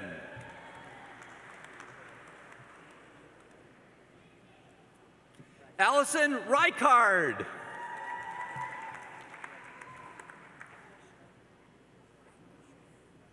Rosner? Agnieszka Rosner. Jennifer Ross. Rebecca Rowland. Emily Scott. Simon? Jordan Simon.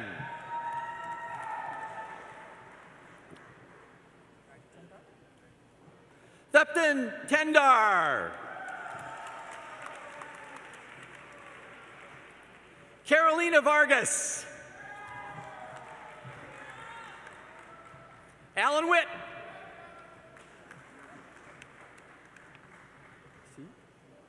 C. Yang. Tarek Zawiya.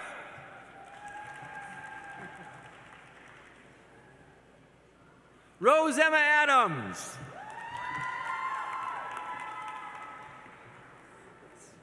Kimberly Aguas. Aguirre. Danielle Aguirre.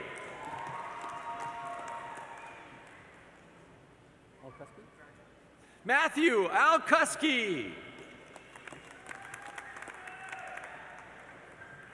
Robert Almeida.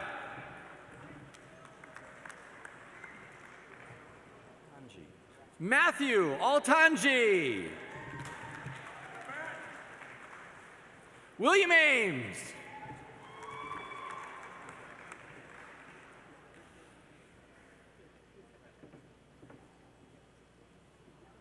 Dino Atikovic.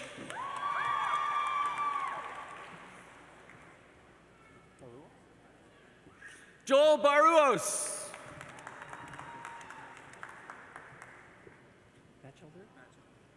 Dylan Batchelder.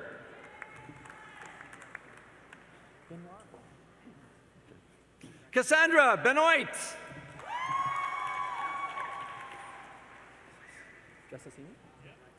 Eugene Bessassini. Buth. Joshua Buth. Callum Bissett. Austin Brown.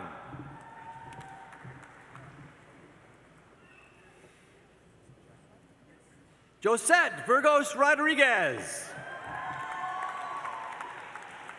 Edward Campbell.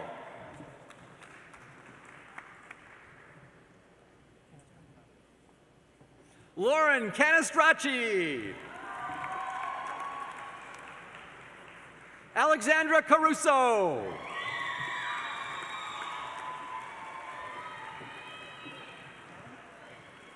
Patrick Kavanaugh.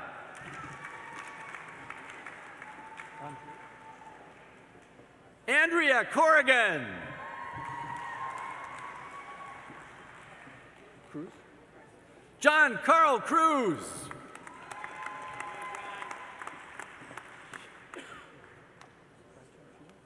Baishan Chu. Jordan Conway. Lisa DeGraff.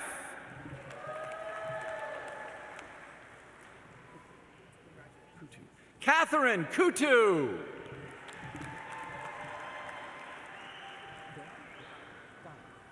Kevin Don.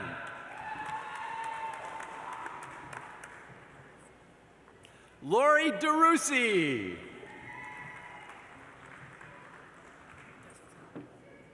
Daniel Desatel. Caitlin Devine. Eric DiViasio. Joseph Dinwoody. Casey Dodge. Peter Edwards.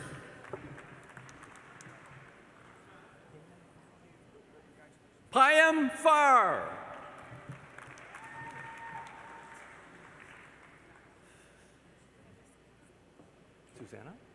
Susanna Fedoskoski.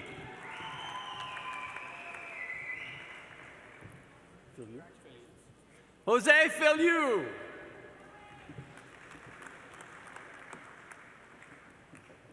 Natalie Driscoll. Fitzgibbon. Bridget Fitzgibbon.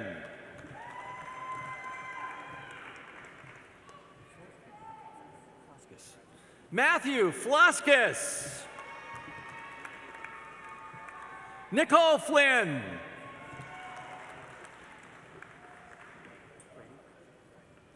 Kristen Frady.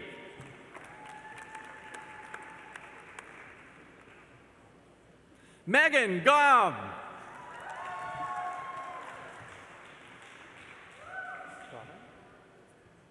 Laura Rose Gobbin. Sarah Gotti. Christina Gibson.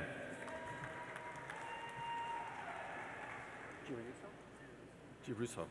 Anthony Giruso.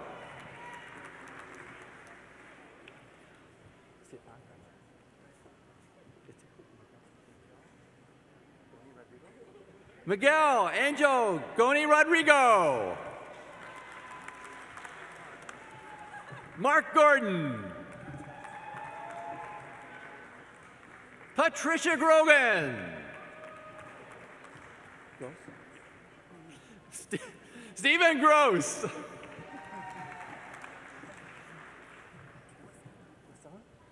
Alyssa Guestella. Park Hing Gu.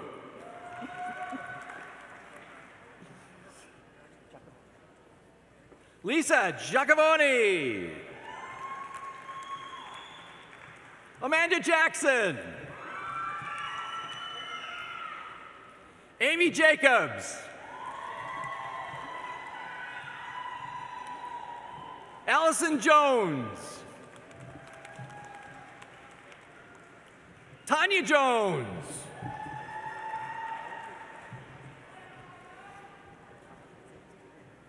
Ara Kasabian.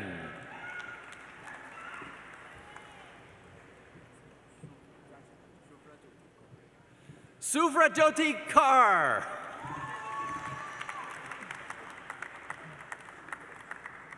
Rain Kennelly. Patrick Kenny.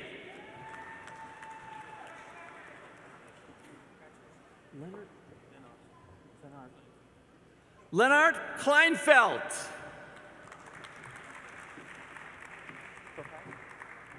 Brittany Corpaz. Daniel Kursberg.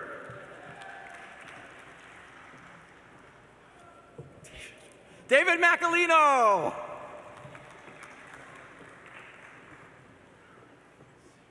Frank Livolsi.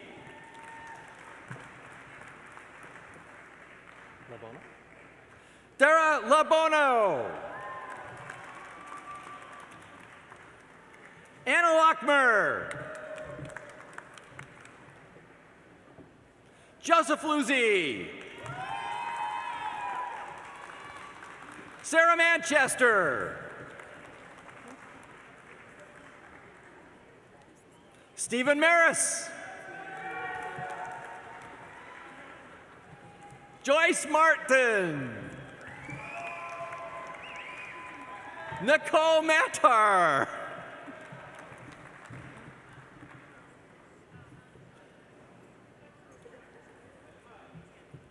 John Matthews.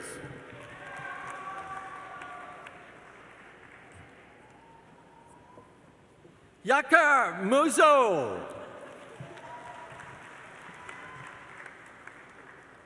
David McCardle.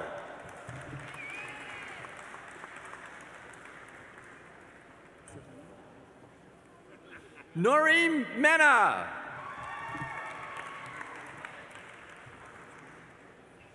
Manoj Menon.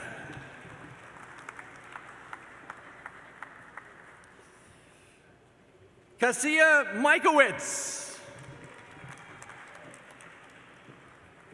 Heather Morin. Eric Mundorf. Andrew Murphy. Kelly Murphy. Daniel Nelson. Pilar Nelson. Justin Nicole. Amanda Norman.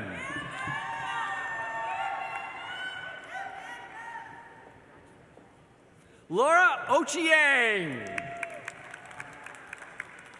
Peliquin. Dawn Peliquin. Matthew Okruta.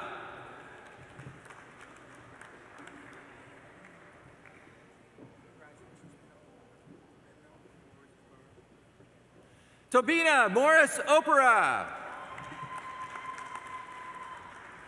Jennifer Osborne.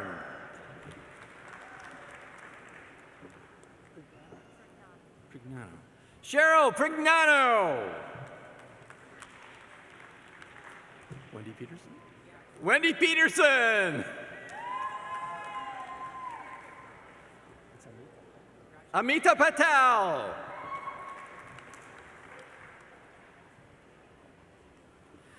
Kaylee Pike. Elaine Potter. Heidi Potker. Christina Pryor.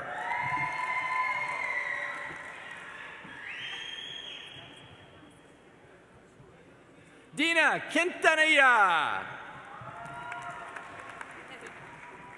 Kristen Reese. Alfred Rodriguez.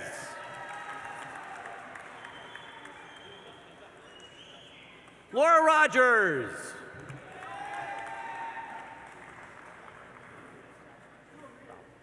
Emily Rao. John Ryder.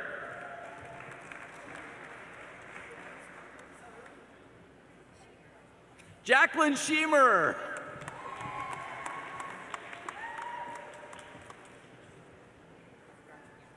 Andrea Shamako.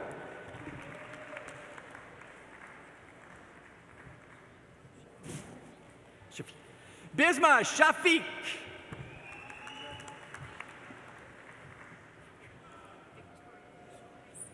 Victorine Shores.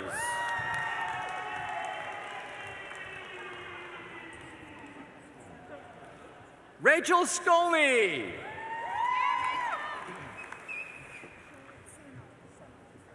Charlotte Seno.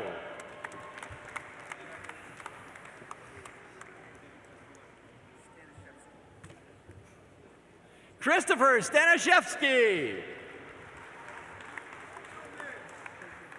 Heather Stark. Mindy Stone. Joanne Sturgeon.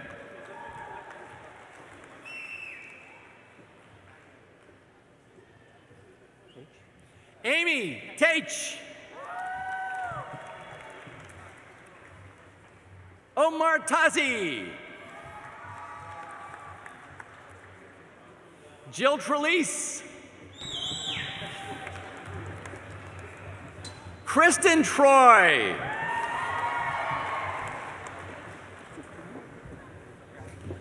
Mohammed Toomey. Morgan Torano. Kyle Turcott. Valletta. Thomas Valletta. Patrick Van Ash. Elizabeth Vanderput.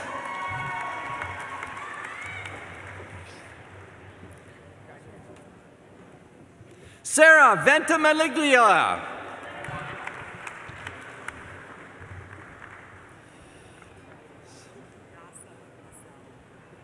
Yasa Vazelli.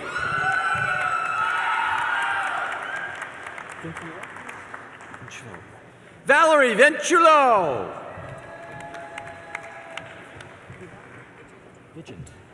Mary Ellen Vigent. Christy Wallace. Stacy Wasserman.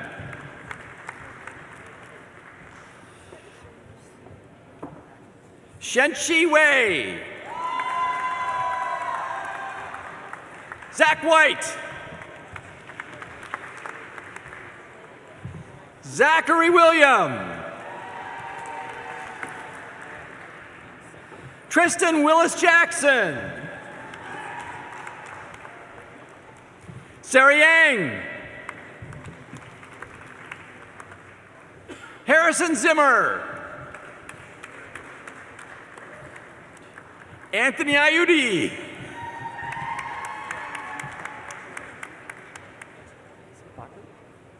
Elizabeth Bockert.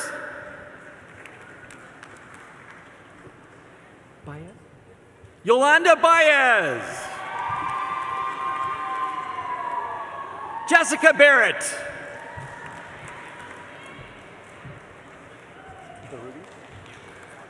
Matthew Berube. Mackenzie Burgess.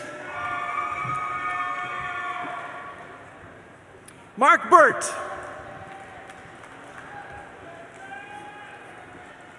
Jeffrey Duvarn. Daniel Ellis.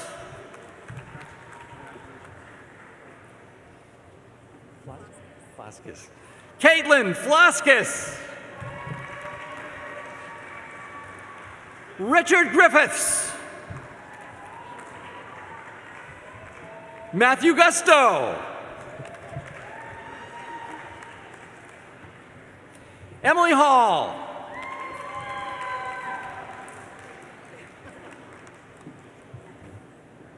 Gina Yakamini.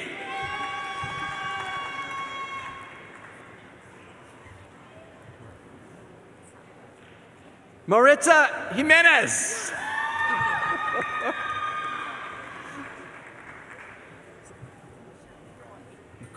Michelle McCaughey.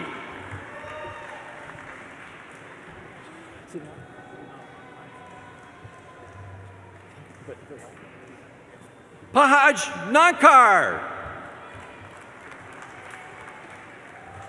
Ross Pelletier.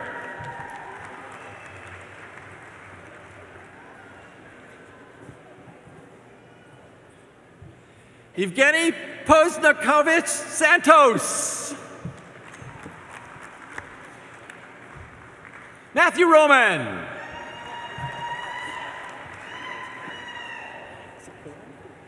Kaylin Sheehan.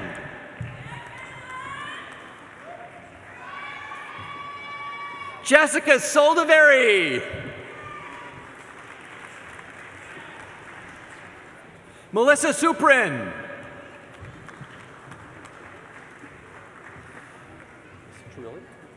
Richard Torilli.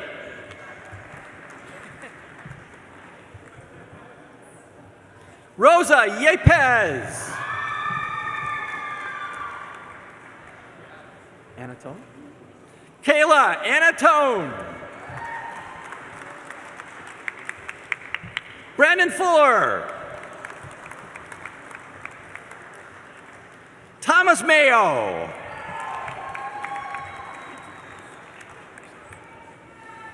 Andrew James Neal.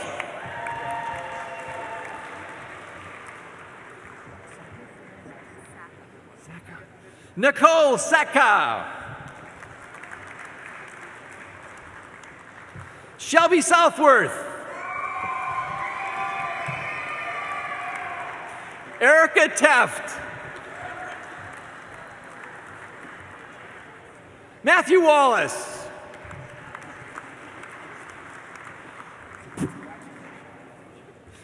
Michael Yanchuk.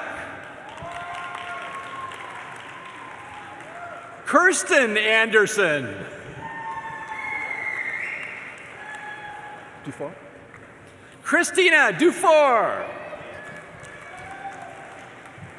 Heather Johnson. Stephanie Knott.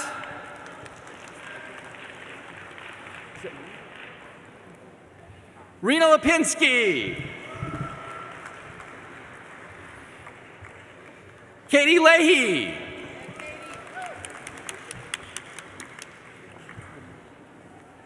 Kelly Lemur. Jennifer Potter. Cheryl Powers.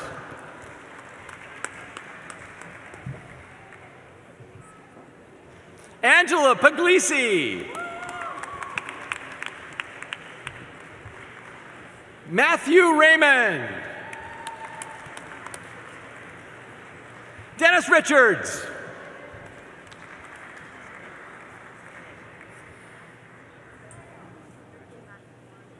Kristen Ripley McNamara.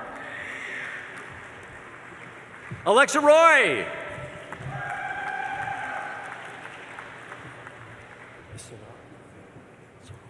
Rhiannon Sorrell.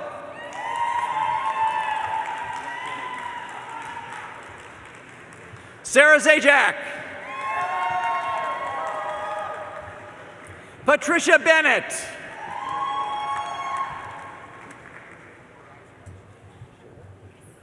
Melissa Shalick.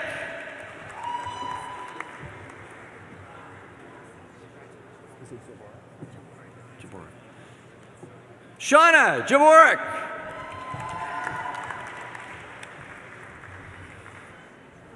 Stephen Kirk.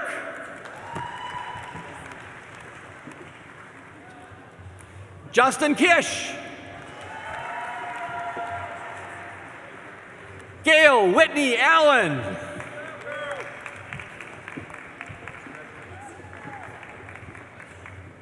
Christopher Barrett.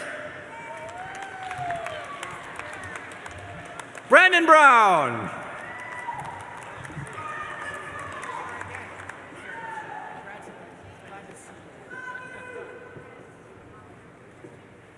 Amalia Bucci.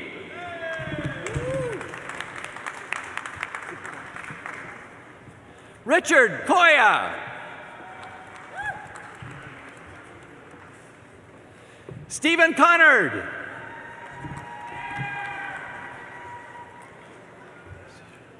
Susan DiMacedo.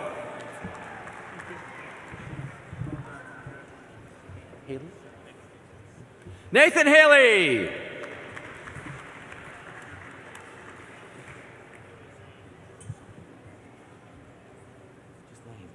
Ghislaine Joseph.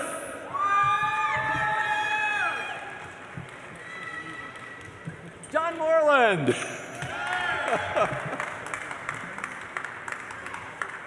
And Kathleen Povar.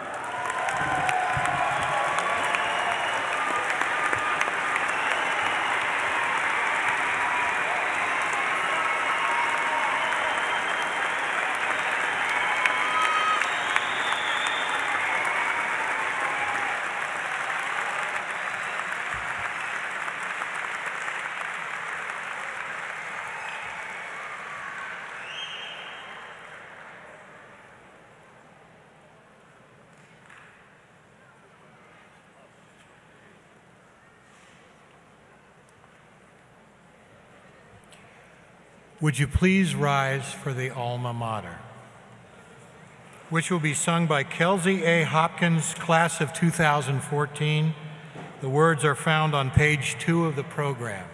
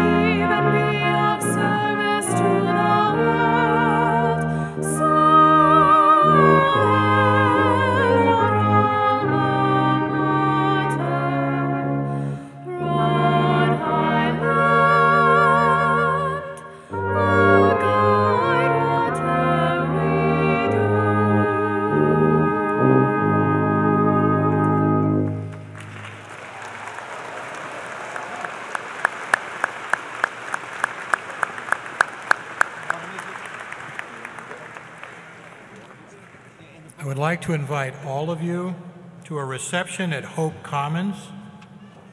You may leave your vehicles where they are presently parked. There will be signage, ushers, and transportation to direct you to the reception.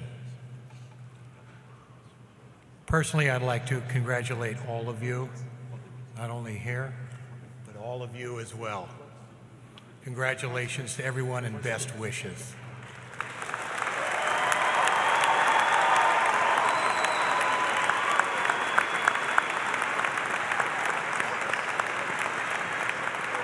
I now declare the 2014 graduate commencement ceremony is officially over.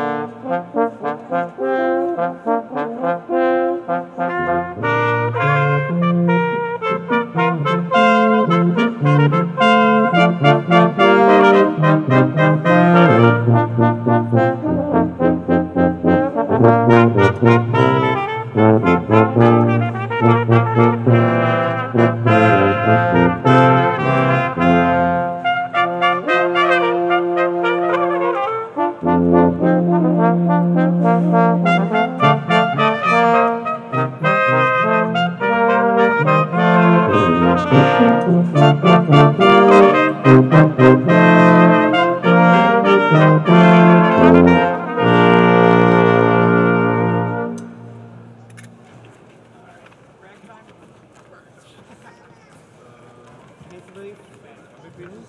Is this 2 pages? Maple leaf, 2 pages. What do you got?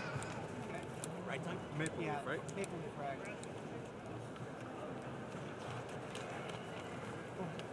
And you start.